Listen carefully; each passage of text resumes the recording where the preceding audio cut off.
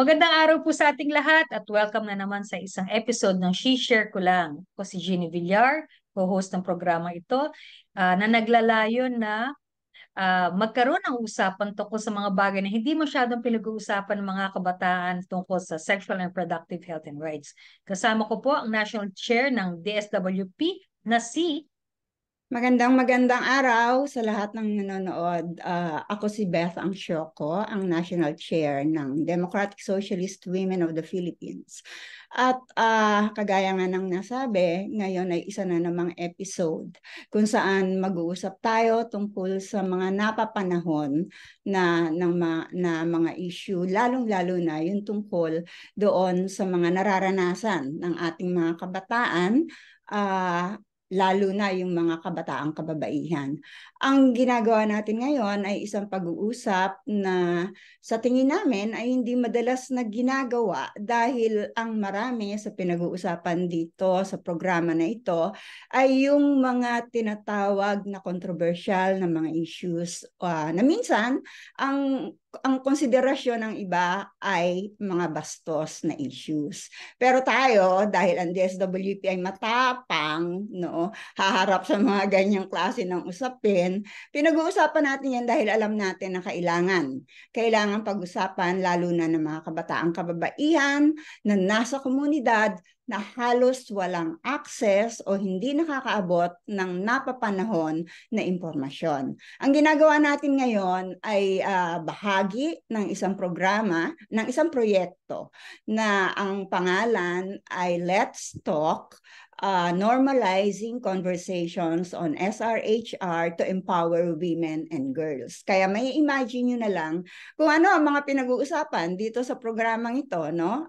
Lahat exciting. At ngayon, araw na to ay makikipag-usap ulit tayo sa isa na namang kabataan ng isa uling napapanahon na issue. Ang programang ito ay sinusuportahan ng Organon Philippines. Ito ay isang kumpanya na korporasyon na parating naghahanap ng solusyon para sa mga problema ng kababaihan, lalo na patungkol sa reproductive health. So, yun ang ating gagawin ngayong hapon. Okay, maraming salamat, Beth. No? Mayroon lang tayong maikling break at pagkatapos pupunta na tayo sa ating topic ngayon, sa ating hot topic ngayon kasama ang ating guest. So, hintay lang po kayo. 2 seconds.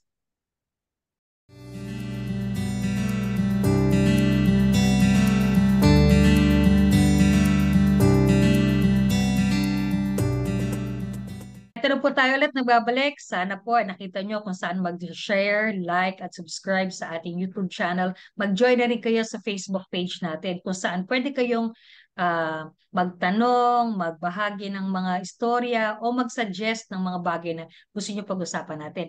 Ang kasama po natin ngayon ay isang estudyante at tututuwa kami dahil ito talaga yung isang topic siguro na hindi masyado na pag-uusapan ng mga kabataan, ginagawa na lang, no, yung pagpa-party. So, maraming aspeto yung pagpa-party at dun sa maraming mga kabataan nakakausap natin. Laging lumalabas siya yung party na bahagi talaga ng buhay na kabataan. So, i-welcome po natin ngayon sa araw na ito si Kelsey na isang estudyante ng Miriam College taking up International Studies. Pero baka magandang si Kelsey na magsabi ng kaunti sa kanyang ginagawa sa ngayon. Kelsey, welcome. Magandang araw po. Ako po si Kelsey Hadjirul, isang women's rights advocate, isa pong estudyante sa Miriam College, second year college student po ako taking up international studies. I major in development and gender studies. Yun.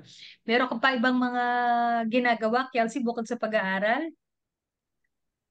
Isa rin po akong student leader. Ako po ay isang officer doon sa aming home organization, International Study Society. Bukod po doon, aktibo rin po ako sa labas ng eskwelahan. So, nagvo-volunteer din po ako para sa Altermedia, Alternatibong Balita po. Ako ay nag-host ng Alternatibong Balita newscasts every Friday, every once in a while. Bukod doon, tumatanggap rin po ako ng trabaho mula sa NGOs. Yung kinikilusan ko po talaga mas development work, development sector. So, I do postings, voiceover jobs, and iba pa po. Hindi ka naman siguro tumatanggap pa ng labada. Wala nang araw pa, ano, panahon para sa labada pag linggo. Punong-puno na yung schedule ba? Nakakatuwa naman. Okay. Sige. So, ang topic natin ngayong party, baka gusto mo nang si Beth, gusto mo ba ito ng unang tanong kay Kelsey ngayong araw? Hi Kelsey, salamat sa pagpapaunlak ng ating invitation. Natutuwa ako kasi ikaw ay involved sa development work at sabi mo, ikaw ay women's rights advocate. Wow, gusto ko mag-high five sa'yo. Alam mo, yan ang ginagawa namin for the past almost 40 years. So, alam ko that aged us, lalo na ako. No? So, anyway, yung pagiging women's rights advocate naman, yung pagiging involved sa development work, ay hindi naman yan sagka sa pagpa-party, di ba? Lalo na sa mga kabataan. Masaya talaga na mag-party, no, socialize, lalo na sa labas, no, sa mga iba-ibang mga lugar.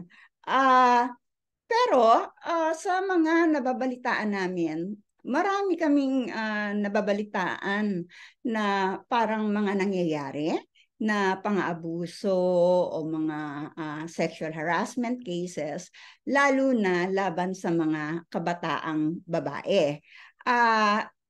Alam mo ba ito? Exposed ka ba rito sa usapin na to? At sa sa tingin mo, ano yung mga karaniwan na mga paraan na sinasamantala yung mga kababaihan? At alam din namin na kadalasan ang gumagawa nito ay mga lalaki. Yung pangalawa, kasunod na tanong nun, bakit feeling powerful yung mga lalaki, no, na gawin ang mga bagay na ito? Yung karaniwang pananamantala na nararanasan ng mga kababaihan at kabataang babae sa bars o clubs ay pangungulit, panghihipo, spiking, o yung patagong paglalagay ng drugs sa inumin. Pag sinabing patago, wala siyang consent o pahintulot. Nakakabahala, pero palagay ko kaya rin um, parang powerful, no? Malakas yung loob ng mga lalaki na gawin yun sa mga kababaihan dahil dun sa kakulangan o kawalan ng consequences o repercussions. Na dahil dun sa kakulangan o sa kawalan ng consequences at repercussions, palagay nila okay lang kasi they can just get away with it.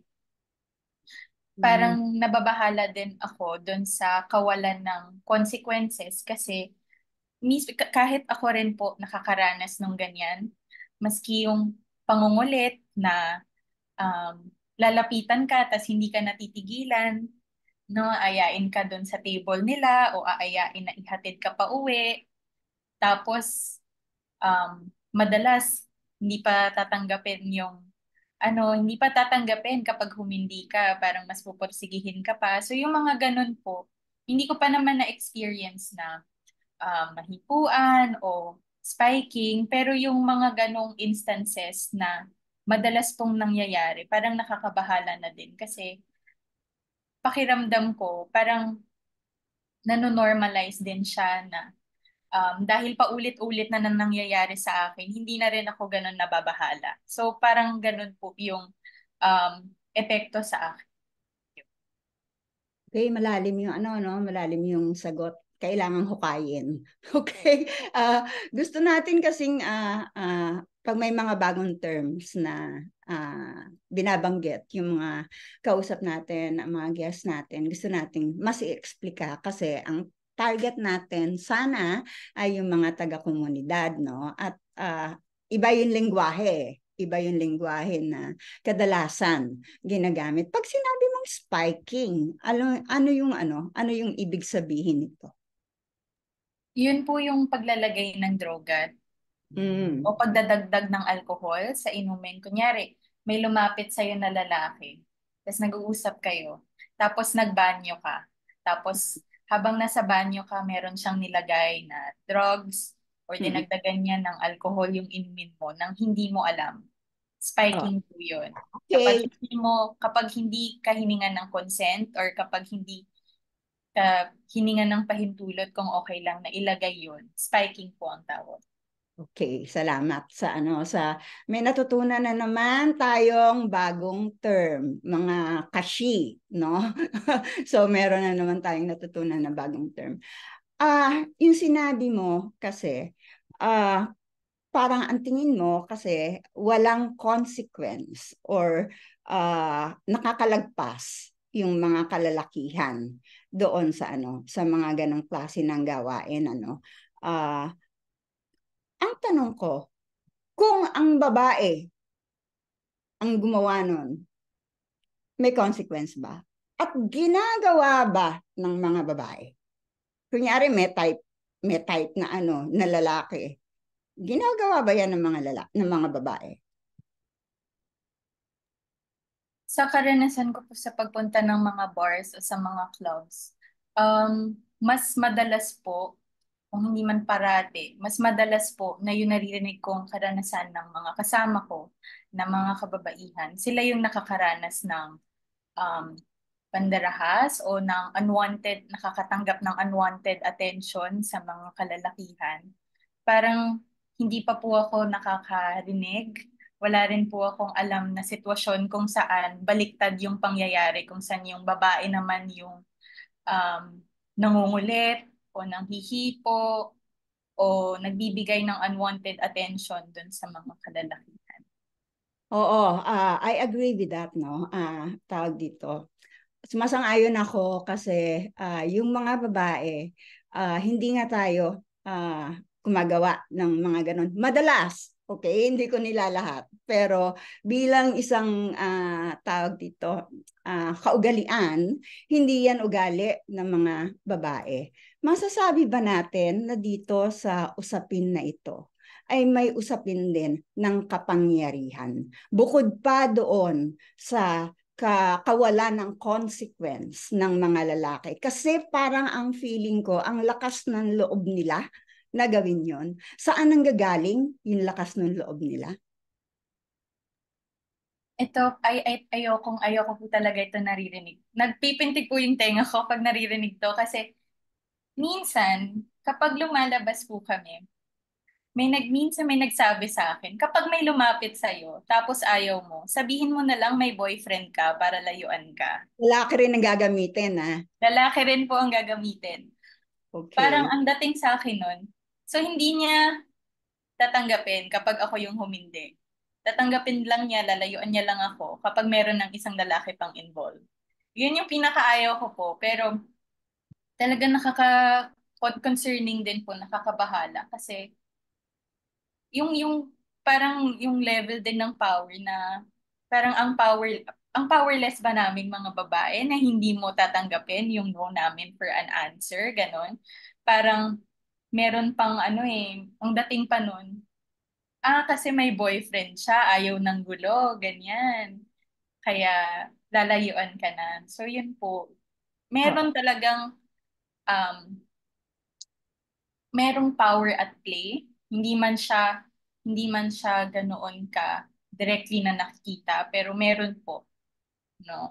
Minsan maski yung mga bouncers kailangan parang tawagin mo na yung bouncer, lalaking bouncer para matakot o madala o layuan ka na, gano'n. Yun po oo. yung mga nararanasan ko. Yun yung, kaya ko tinanong yon kasi nga, yun yung hindi lang sa pagpa-party, 'di ba? Hindi lang sa pagpa-party, pero yung usapin ng kapangyarihan, yung usapin ng pribilehyo ng ng mga kalalakihan. Tumatagos talaga 'yan sa iba't ibang iba't ibang bahagi, no? At kadalasan ang tumatanggap ng consequence o paghihirap ay yung yung mga babae. So, kaya ko lang gusto sa umpisa pa lang ilabas na natin na merong ganong klase ng aspeto ang usapin ng panggigipit o ng sexual harassment. No? Usapin din ito ng power ng kalalakihan. Okay. Gusto ko lang magdagdag doon, no? Kasi yung ibang mga lalaki, parang hindi nila alam na nanggigipit yata sila. 'di ba? Kasi minsan sabihin nila, hindi ka na mabiro. Kasi sa kanila parang normal na normal 'yon, 'di ba? Naakala nila ah pag lalapit sila na parang suplada mo naman or something, no? Siguro maganda ring mabanggit yon or kaya ba nasasabi ba ng mga babae yon or nakakaano ba, nakakapaggrabe lang na sitwasyon kapag sinabi sa kanila yon? Tama po yung sinabi niyo, no? Minsan yung dating pa sa mga lalaki, ang hard to get mo naman. Yun, no? Parang, Pakipot, ganon. hindi yun playing hard to get, kapag sinabing hindi, hindi. Minsan akala pa nila challenge na, uy, pakipot mo naman. Oh, parang Mm. dadaanin ka pa sa dating nila, magpapakul pa, nabibigyan ka ng inumin, aayain ka sa table nila, aayain kang ihatid pa uwi. So, akala nila sinusubukan lang sila, ganyan. At minsan madalas ang dating pa nun sa kanila, natatapakan yung kanilang pagkalalaki kasi hinihindian sila. At madalas, nakakalungkot din po kasi sa mga sitwasyon kung saan kunyari napipilitan yung babae, yung bigat pa na humindi ay nasa sa kanila, hindi pa nandun sa lalaki na hindi ka ba nahihiya? Yun. So, yun po. Oo, maganda na ano no na ito yung sinusubukan nating ianalisa. At gusto nating sabihin doon sa mga kababaihan na manonood sa atin na ang inyong pagpayag ay mahalaga sa kahit na anong klase ng imbitasyon. At kung hindi nyo gusto, ay mayroon kayong karapatan na magsabi ng hindi o kaya ayoko, no? At hindi mo utang na loob sa mga lalaki na ikaw ay inimbita o kaya ay ikaw ay gustong bigyan ng inumin. Kasi alam ko yung mga babaeng nagpupunta naman sa mga ganyan lugar, kayang bumili ng iinumin nila at ng kakainin nila. So, gusto lang nating ipaalala yon, no? Kasi nga, yung privilege o yung pagiging feeling ng mga lalaki na karapatan nila yon na nagawin sa mga kababaihan. Yun yung isa nating gustong sabihin na hindi po nila karapatan yon. Ikaw yung may karapatan na magdesisyon para sa sarili mo. Para po yan dun sa mga kabataang kababaihan. Pag-sermon, no? Anyway. Oo. Susundan ko yung tanong ko kanina, no? Baka may iba pang example sa Kelsey. Kasi yun nga, di ba, minsan yung mga lalaki, baka akala ng mga kabataan nating kababaihan din na hindi ka sure minsan, lalo na pag bata ka, pa-attend ka ng party, tapos hindi ka pa masyadong nagsisimula ka lang mag-attend ng party-party, kumbaga medyo baguhan ka pa, no? Okay, paminsan-minsan ka lang naiimbitahan. Minsan hindi alam, naging friendly lang ba to? Kasalanan ko ba to? Friendly lang ba siya? Ako lang ba yung masungit? Dapat ba na okay naman makisama ako? Ano ba yung mga red flags na pwedeng para meron lang silang guide? Ano ba yung mga masasabi mo mga red flags na kadalasan pag ganito yung ginagawa, hindi yan friendly, pananamantala na yan. May mga examples ba tayo niyan? Sa club, sana sa bar scene. Ganyan. Para sa akin po, minsan depende rin talaga sa sitwasyon. Minsan, depende rin talaga sa akin kung komportable ba ako. Yun po kasi yung talagang pinaka-tansyahan ko, kung komportable ba ako at hindi ako komportable. Kung gusto ko ba at hindi ko gusto. Minsan, kapag may lumalapit po sa akin, tas nakikipag-usap lang naman, okay lang naman. Pero yung kapag parang nagiging touchy na, no? Mahawak na sa bewang o ayaw ka na talagang layuan, no? Yun po yung para sa akin, red flag na yun. Kasi hindi na ako komportable eh. Parang okay pa sana nung nag-uusap tayo, ganyan. Usap lang. Pero nung parang nagiging mas komportable na siya sa akin, parang yun nga, may paghawak na sa bewang, tas bibigyan po ako ng inumin. Ayoko po ng mga ganun. Yun yung mga red flag ko. Kapag hinahawakan ako, pag binibigyan ako ng inumin, tapos kapag inaaya kong lumabas, yun. Yun po yung red flags. Marami kang sinabi, Kelsey, no?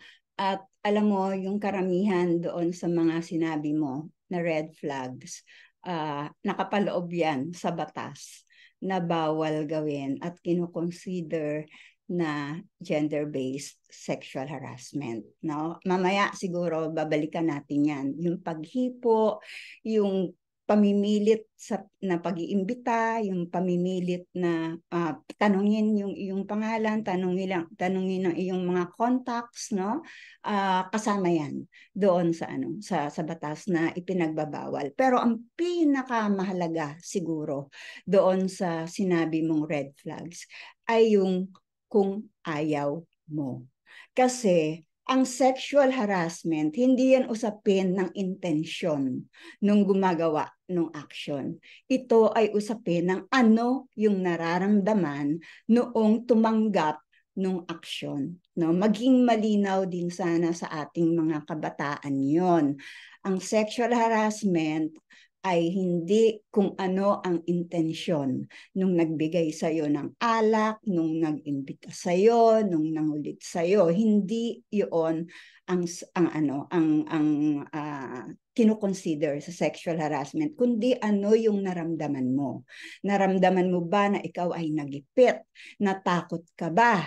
O gusto mo bang lumayo? Yun ang talagang number one na red flag pagdating diyan sa gender-based sexual harassment. Kahit ano pa yung ginawa. Yun lang sabihin. May nabit ka kanina, Kelsey, na na mga spike, no? Yung nilalagyan ka mo or kumbaga kahit hindi lagyan ng ngayon ko lang na-realize na yung sabi mo na kahit nga hindi pala lagyan ng gamot yung inumin mo, yung dinadagdagan. Kasi pag dinadagdagan, hindi nauubos yan, napaparami ka ng inom nang hindi mo naman balak, no? Hindi nauubos yung inumin mo. So, tama nga na spiking nga rin yun kasi naiiba yung epekto sa'yo.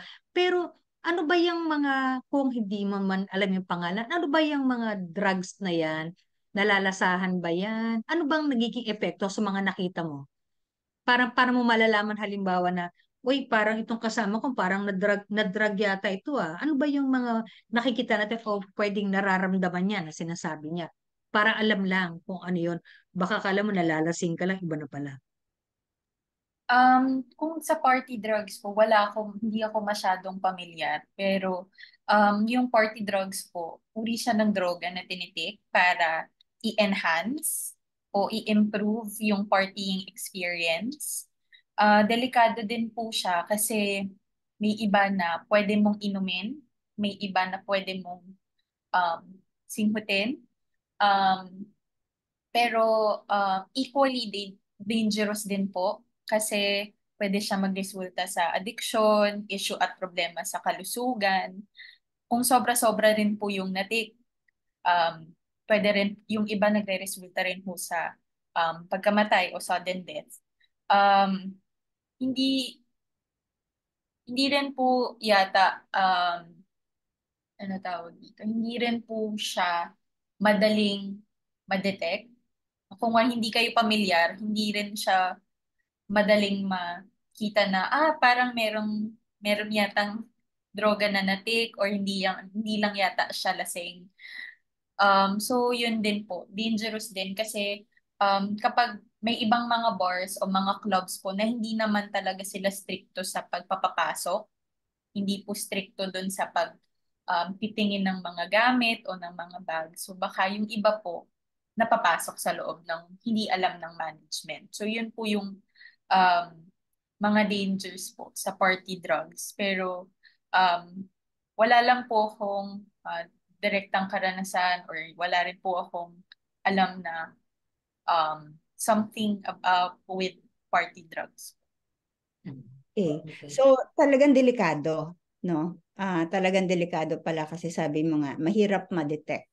Mahirap mong malaman kung na-spike na pala yung ano mo, yung iniinom mo, no? So, ano kaya, Kelsey, yung mga pwede mong ma-share sa mga kabataan natin, lalo na yung mga kababaihan? Ano yung mga tips para mag-enjoy tayo doon sa party, mag-enjoy kayo doon sa party, pero mabawasan yung risk o yung danger na ikaw ay maharas o kaya ikaw ay mapagsamantalahan.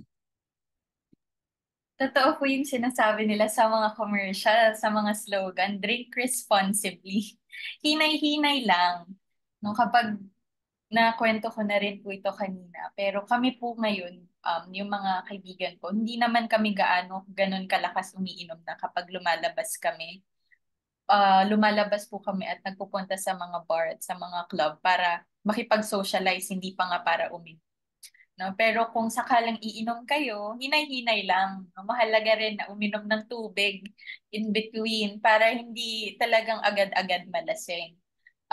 Kapag may kasama rin po akong mga kaibigan, pinag-uusapan din po talaga namin na, kapag may lumapit sa kanya, parang um, talagang binabantayan talaga namin yung isa't isa at sinisigurado namin na kung may mag-signal na ayaw niya dun sa kinakausap niya, kami yung bahala, ganyan.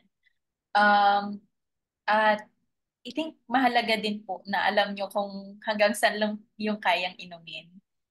At huwag din magpapadala sa peer pressure, no? Kapag pinipilit kang uminom at alam mo na ayaw mo na talagang uminom, hindi naman yun kabawasan ng pagiging cool, o hindi naman yun atake sa karakter mo bilang tao. Huwag nang uminom. Yan. So, hinay-hinay lang at alamin din po kung hanggang saan lang yung kayang inumin. Maganda yung mga sinabi mo, no? Kasi talagang tawag dito. Yan yung mga yan yung mga kailangan na maintindihan ng ating mga kabataan. Lalo na yung sabi mo nga, yung meron kayong built-in na parang security chuchu ng inyong grupo, no? Na meron kayong mga pinag-uusapan na signals, yung mga ganon. Napakaganda nun, napakaganda nun. Pero ang unang-una, syempre, maganda yung yung pagpupunta sa bars, talagang may mga kasama ka ng mga kaibigan. No, medyo mahirap yung yung mag-isa, lalo na ngayon sa panahon na to. Maliban na lang kung ikaw ay expert sa self-defense, no? Baka pwede rin 'yon na isang tip, no? Mag-aral ng self-defense. Kaya lang kung lasing ka, medyo mahirap din 'yon. Pero yun nga, sana na makapulutan ng yung mga tips na binigay mo, no? Maganda para sa ganon yung mga kabataan natin. Mag-enjoy kayong lahat, pero malalayo din doon sa sa danger. Tsaka yung iinom lang ng kung ano yung kaya. Hindi yung sobra-sobra. Yun. Yan lang talaga siguro yung mahaba-haba pang babakahin ng mga kababaihan. Pupunta ka lang na party, meron pang no? Meron ka pang war plan, meron kailangang plano, pero kasi siguro yun din yung realidad, kaya practical din naman. May pagtingin sa mga kababaihan, no? Kadalasan na yung mga lalaki na pag may mga nagpupunta ng bar, lalo na yung puro babae lang, parang ang feeling nila, ah, na, mga ito, pag puro babae lang, naghahanap to ng mga lalaki. O kaya, siguro naghahanap to ng makaka-action, gano'n, di ba? Ah, paano kaya natin yun? Paano kaya natin pwedeng basagin yung ganong klaseng paniniwala na ang mga babae, would like to go out at magkaroon ng fun na hindi dahil sa kanila o hindi sila ang hanap kapag lumalabas. Ano kayang pwedeng gawin? Yung statement po mismo na kapag pumupunta sa mga clubs ay gusto nilang maghanap ng lalaki, in itself ay mapanganib, no? Kasi don't get me wrong, may iba naman pong nagpupunta na talaga sa mga bars o sa mga clubs for dating o para makakilala ng ibang tao. And Pero that's also okay. and that's okay, kung yun po ang gusto nila. Pero yung ganong klase ng statement po na pumupunta lang sila sa mga clubs para sa mga lalaki, madalas po ang kasunod na kasinod. Kaya ginusto niya yon. or she asked for it, or she saw it coming kasi nagpunta siya doon eh. Palagay ko po, ang mga babae, pumupunta sila sa mga bars o sa mga clubs dahil sa iba't ibang rason. Pwedeng para mag-celebrate ng okasyon, magsaya, o makipag-bonding kasama ng mga kaibigan. Ano man yung rason kung bakit sila nagpupunta ng mga bars o mga clubs, ay hindi go signal at imbitasyon para sa karahasan at unwanted attention. Pupunta lang sila, kung nandun sila, nandun sila. Kung pupunta sila. Hindi nila yun ginagawa para sa ibang tao. Desisyon yun at kung gusto nila magsaya, di ba? Parang ano naman, na parang dahil gusto lang nilang maghanap ng lalaki o sex. Parang ganyan din po yung naririnig ko yung kunyari, nagpapaganda ka o naglalagay ka ng makeup, nagdadamit ka ng maganda. Ginawa mo yun para sa sarili mo, para, um, para maganda ang tingin mo sa sarili mo. Hindi mo yun ginagawa para sa ibang tao. At higit sa lahat, um, hindi rin po talaga yun, no? Firm tayo doon na hindi yun imbitasyon para sila ay maharas, no? Sila ay makaranas ng karahasang sexual. So yun. Sana maintindihan ng mga lalaki na hindi umiikot ang mundo para sa kanila, no? Na lahat ng tao ay may lugar sa mundong ito at kung saan nila gustong pumunta ay pwede rin pumunta ng mga babae at kung ano ang gustong isuot ng mga babae ay pwede nilang isuot nang hindi sila dapat na nahaharas o na napapagsamantalahan. Malaking usapin din kasi, Kelsey, yung kultura, hindi ba? Kasi sa ating kultura, yung ideal na babae ay hindi pumupunta sa mga bars. Ang ideal na babae ay mahinhin, no? Hindi nagdadamit ng maiksi, parang panahon pa ng Kastila, di ba? Na hindi nag-shorts o hindi nag-sleeveless, yung mga ganon. Ang mundo po ay para sa lahat ng tao. Sana maintindihan ng mga kalalakihan na hindi umiikot ang mundo para sa inyo, para sa ating lahat. At pantay-pantay ang ating karapatan. No?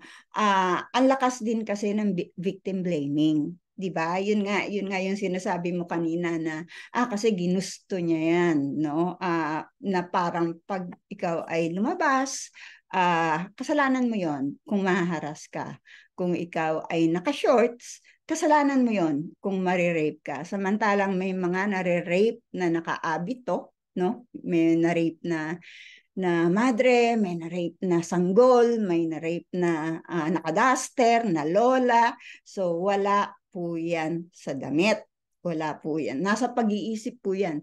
Yung rape, yung panghaharas ay hindi dahil sa kung anong ginagawa ng babae. Yun ay dahil dun sa nanghaharas o dun sa nangre-rape. Hindi yun dun sa dahilan sa babae, no. Ang pag-uusap natin actually, Kelsey, mas malalim itong nagiging pag-uusap natin kaysa sa ordinaryo naming pakikipag-usap, no. At natutuwa ako kasi na-discuss natin o napapag-usapan natin itong mga bagay na ito dahil kasama ito doon sa mga hindi pinag-uusapan ng mga bagay, ang karapatan ng mga kababaihan, no? So salamat dito sa ganitong pakikipag-usap. Hindi natin sinasabi sa mga kababaihan na huwag makipag-date. Hindi natin sinasabi sa mga kababaihan na huwag gawin kung gusto nila, no? Yun yung kasi baka sabihin naman ng iba, ay na lang ang mga gagawin ng mga kababaihan, bawal palang lapitan, bawal palang kausapin, bawal palang hinga ng numero, no? So yung mga ganon, ang sinasabi natin sa mga kababaihan, dun kayo sa gusto nyo at suportahan taka sa gusto, wala lang harassment. Yun yung ating sinasabi. Okay. Maganda yun yung pagkasabi mo rin kanina, Kelsey, no? Kasi yung bagamat sinasabi natin yung mga lalaki, dapat ma-realize nila na ganyan, hindi nga umiikot ang mundo sa kanila. Yun din pagsasabi mo na yung parang yung ideya mo ng pagkakaroon ng fun. Kasi ibang mga batang babae, aayaw na lang. Hindi na hindi na sila lalabas para magkaroon ng fun kasi yun ang naiisip nila, no? So dapat ma-claim din kumbaga yung anong yun, yung kapangyarihan na yon na kahit simpleng bagay lang na kung tutuusin napaka-komplikado, no? To have fun, makapag-party, wag nating hayaan din basta alam natin kung ano gagawin, wag nating hayaan din yung sarili natin na manguluntoy na lang ang bata-bata mo ayaw na mag-party kasi ah, dahil yun na nga iniisip mo, baka kung ano yung sasabihin ng iba. So, sayang naman yung ibang mga karanasan na pwede mong ma-experience as a young person, kung magpapatagi ka lang doon sa doon sa mga bagay na nangyayari sa labas. Kasi siguro bahagi rin yun ng attempt ng mga kabataan, ng mga kababaihan na ng pagbabago. Nabanggit mo rin kanina, Kelsey, no, na yung mga ibang bars minsan walang pakialam. Sa tingin mo ba, ano ba dapat ang maging responsibilidad ng mga bars at saka ng mga party places sa mga ganitong mga pagkakataon? Malaki po yung obligasyon ng bars at clubs na siguraduhin na yung establishmento nila ay safe space, ligtas para sa lahat, no? Regardless sa kanilang sexual orientation, gender identity at expression, kanilang kasarian at sexualidad, kung paano nila na-express ang kanilang sarili, dapat ligtas para sa lahat. Dapat sinisigurado nila na yung establishmento nila ay um, free from harassment, no? Laya sa karahasan, no? At sinasabi ko po ito, hindi lang lip service, no? Hindi yun sapat. Hindi lang sapat na sabihin nilang kumukontra kami sa sexual harassment, anumang forma ng karahasan. Mahalaga na meron silang konkretong aksyon at safeguards sa mismong management nila. Nung naipatupad po yung Safe Spaces Act, naaalala ko, nagkaroon ng safe space zones sa Metro Manila. Ito ay samahan ng mga establishmento na nakikipagtrabaho kasama ng kanilang local government units at mga progresibong organisasyon kontra sa um, karahasang sexual na maaaring mangyari sa kanilang mga establishmento. So mahalaga po na may mga ganoong talagang aksyon. Um, Pakiramdam ko, maganda din na merong training o workshop kung paano ba tayo magre-respond kung sakaling magkaroon ng um, insidente ng karahasang sexual sa ating establishmento, kung paano natin matutulungan yung tema, paano tayo magi-intervene, paano tayo makikialam. Kasi um, napapansin ko po ngayon, merong kakulangan doon o kawalan doon sa training kung paano sila magre-respond sa ganon na mga sitwasyon. Kasi kung kunwari, minsan magi-intervene lang pero nandun pa rin yung lalaki, no? Parang paano po ba nila sisiguraduhin na ligtas, no? Ligtas yung bawat isa kapag nagpa-party. Kasi 'di ba mas masayang mag-party kapag alam mong ligtas ka at sigurado kang protektado ka. So, ayun po, siguro maganda na yun nga. Concrete action, safeguards at training kung paano sila mag-respond sa mga ganoong sitwasyon. Nabanggit mo yung yung Safe Spaces Act, no? Ah, sa tingin mo ba napapatupad dito ng maayos?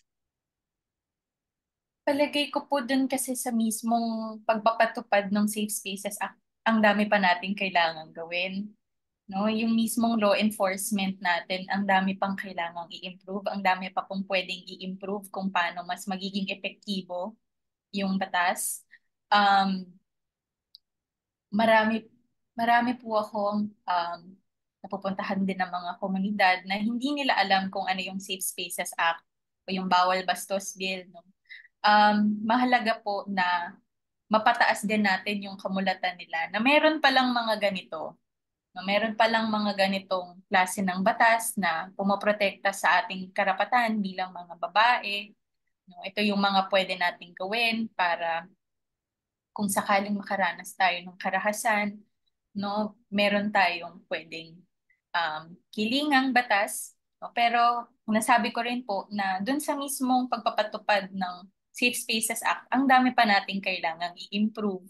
No? Kasi dun sa mismong proseso rin po ng pagsasampa ng kaso, um, uh, kung vowsy man yan, yung karahasan laban sa mga kababaihan at mga kabataan, medyo tedious, mahaba po yung proseso, medyo traumatic din po yung mismong proseso para dun sa mga nagsasampa. So dun sa mga ganun pong ang dami pa po natin kailangan gawin, no, para masigurado natin na epektibo talaga yung batas at gumagana siya at talagang napoprotektahan niya. Kasi napakaganda pong idea na meron tayong ganitong klase ng batas, pero yung mismong law enforcement at yung mismong polisiya, ang dami pa pong pwedeng gawin.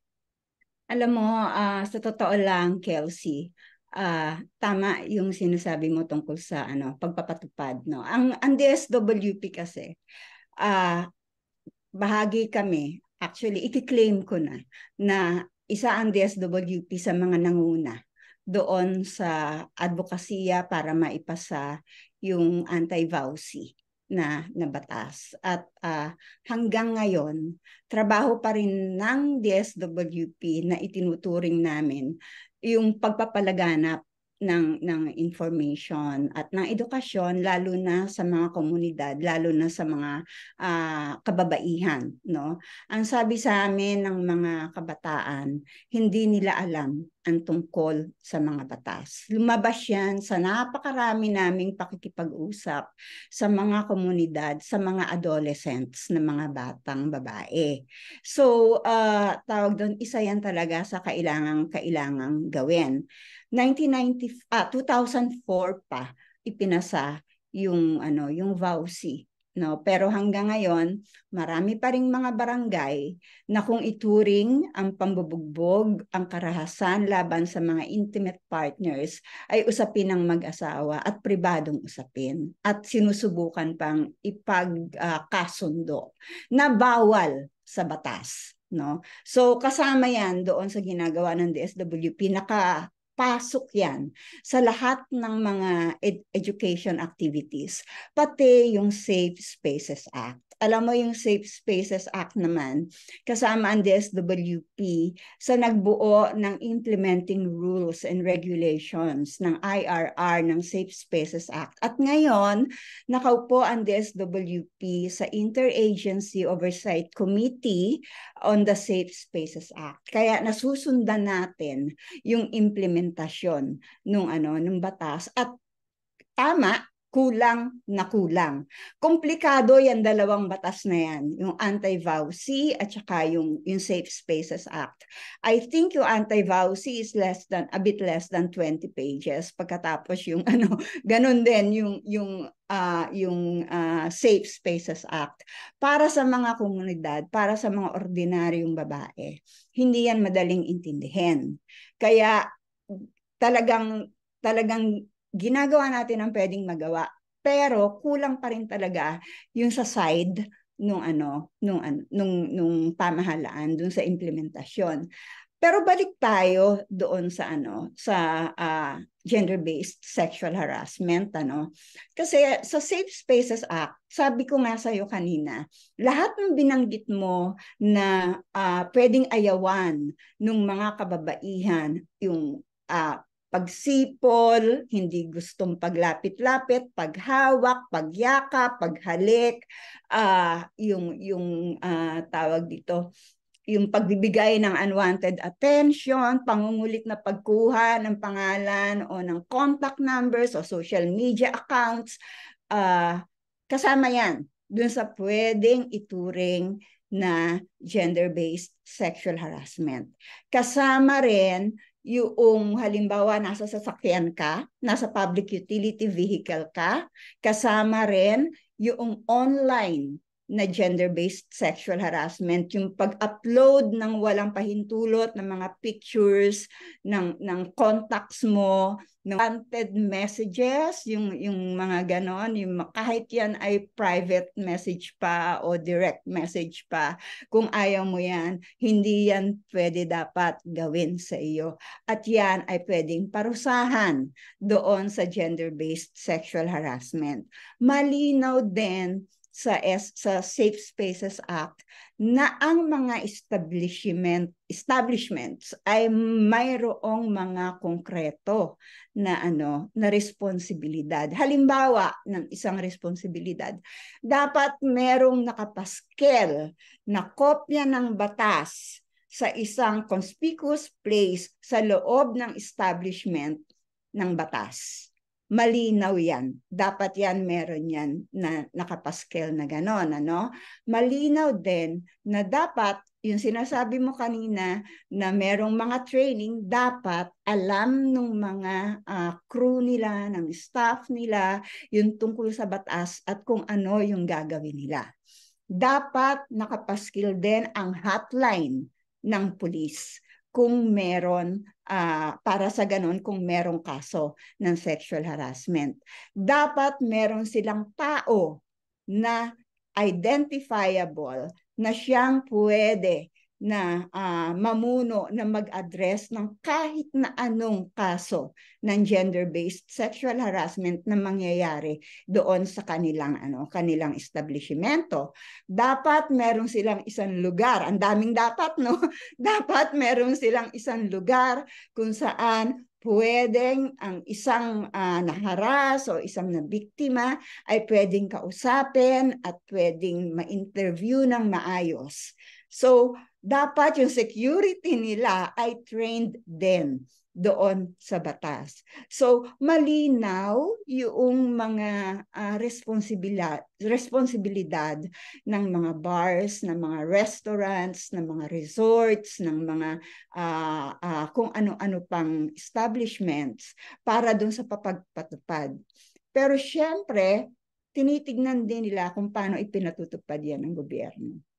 Kaya kailangan din local government units minamandatuhan, binibigyan, inutusan ng batas na magpasa ng ordinansa para doon sa local implementation ng sexual harassment law. So, maraming magagandang provisions yung batas, pero kagaya ng sinabi mo, kailangan ma-implement ng maayos at yung kabilang banda, kailangan malaman at maintindihan noong mga dapat ay gumagamit ng batas because hindi gagamitin yan ng kahit na sino kung hindi nila alam kung ano yung batas na yan. So, gusto ko lang na sabihin yon kasi marami tayong magandang batas sa totoo lang. Pero yung implementasyon, maraming kailangang ayusin, kagaya ng sinabi mo. Ayun. Okay. Sana naikdihan nyo. Siguro maganda rin siguro na ma-encourage din. Meron bang provision doon, Beth, kung saan pwedeng halimbawa si Kelsey o iba pang mga kabataang babae ay mai-report o mai-point out saan ba sila pwedeng pumunta kapag gano'n ang kaso? Actually, pwede rin sa barangay. Pwede rin sa barangay, pwede sa pulis. Sa Metro Manila, kung ang pangyayari ay naganap sa tawag dito, sa kalye, no? Ang pangunahing may responsibilidad, MMDA. Meron silang tinatawag na mga ASHI o ito yung mga in charge doon sa mga nakakalat sa kalye na mga tao ng mga MMDA na dapat trained yan sa pag-handle ng sexual harassment cases. So, merong mga ganon. Pero generally, of course, barangay, police, yun pa rin ang ating pupuntahan. Pero kung nasa loob ng establishments, dapat doon sa establishment mismo, meron. Kung nasa loob ng education schools or whatever, sa school dapat binibigyan din ng mandato na dapat meron kang isang body sa eskwelahan. CODI, yung tawag nila, di ba? Committee on ano ba yun? Basta coding. Design, And disciplinary, disciplinary in action. pero yun, Okay, basta merong CODI, CODI. oo, ganun din Okay. sa ganun din sa mga pagawaan o sa mga trabaho, sa mga lugar ng opisina, ganyan. Malinaw yung batas, kailangan lang po nating aralin at hindi lang kailangang aralin at ipatupad kasi hindi nga madaling maintindihan kahit malinaw. Okay, sige. Ang daming nasabi ni Beth tungkol dito na mahalaga rin naman talaga, no? At saka kasi bilang bahagi nga siya ng IRR, alam na alam niya tong batas na ito, parang, parang kamay likod ng kamay niya. Balikan ko si Chelsea sa ating pagtatapos. Baka ang feeling ko itong episode na to, ang daming batang matutuwa doon sa mga sinabi mo at dahil galing sa isang kabataan din na tulad nila, mapapaisip sila, no? So, nakakatuwa na yung mga binanggit mo. Palagay ko, ano yan, magiging matimbang at may iisipin na sila sa kanilang, sa kanilang pagmumuni-muni. Meron ka bang ilang pahuling salita siguro na gusto mo ibahagi para sa safety at saka yung maisip din nila yung sarili nilang, yung empowerment na ating mga kabataang babae? At mag-enjoy sila. Sali mo na Oh. yon.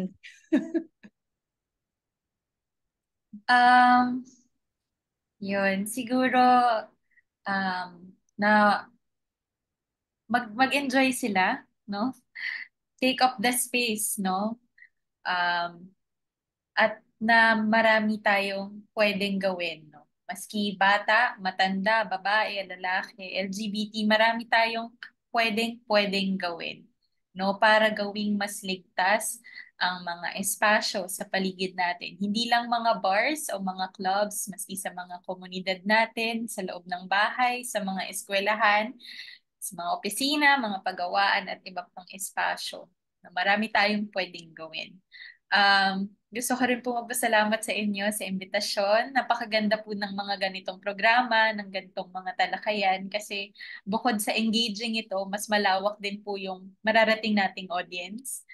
At yun, siguro bilang pangwakas, hikayatin po natin lahat ng kaya nating hikayatin, no, na makiisa sa laban kontra sa karahasang sexual at sa lahat ng iba pang forma ng karahasan. Yan lang po. Beth? Gusto ko lang magpasalamat, Kelsey, kasi yung usapan nga natin, kagaya ng nasabi ko kanina, medyo malalim ito. Medyo malalim yung naging usapan natin, pero maganda na mapanood na lalo na ng iba pang mga kabataan na mga kababaihan, lalo na kasi nga ang target natin sana nga yung ginawa natin talaga, pag-usapan yung mga bagay na hindi masyadong napapag-usapan. Kaya natutuwa ako dito sa ating pag-uusap at ako ang good luck sa lahat ng iyong mga ng iyong mga ginagawa. I think ikaw ay malaki ang potensyal para talagang makatulong din kagaya ng sinabi mo kanina, no, marami tayong magagawa. Pero tingin ko ikaw, marami kang magagawa. para ibinalik no? Para doon sa empowerment ng ibang mga kabataan, ibang mga kababaihan at ibang mga tao, no?